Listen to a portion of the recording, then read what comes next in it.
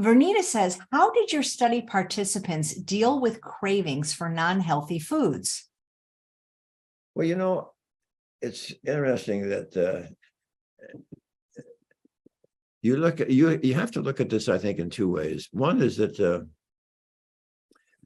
we've known for almost 100 years that there are multiple cultures on the planet Earth where cardiovascular disease is virtually non-existent.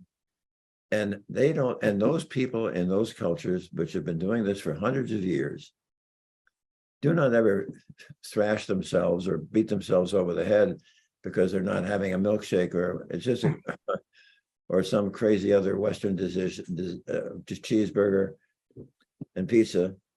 They're not ever craving that. And I think that the thing that really works for these patients is if I can get them to understand, if they've got a brain in their head and they understand the relationship, and this is why I hammer it and hammer it and hammer it, the relationship between the endothelial cells and nitric oxide and their coronary artery disease. Let me give you an example.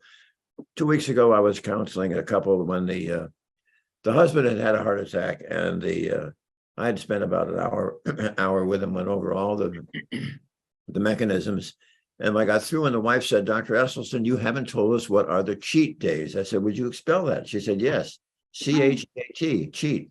I said, you mean if your husband's good all week long and you want him to eat what he wants on Saturday and Sunday? She said, yeah, that's right.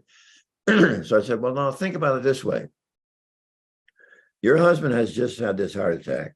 And now you're asking me if 104 days out of 365, you want him to further destroy his few remaining endothelial cells so he can have another second heart attack. Oh, she said, I didn't think of it that way.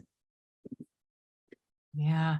But didn't you once say that it does take a while for the fat receptor to downregulate so that the people can really start to enjoy the food?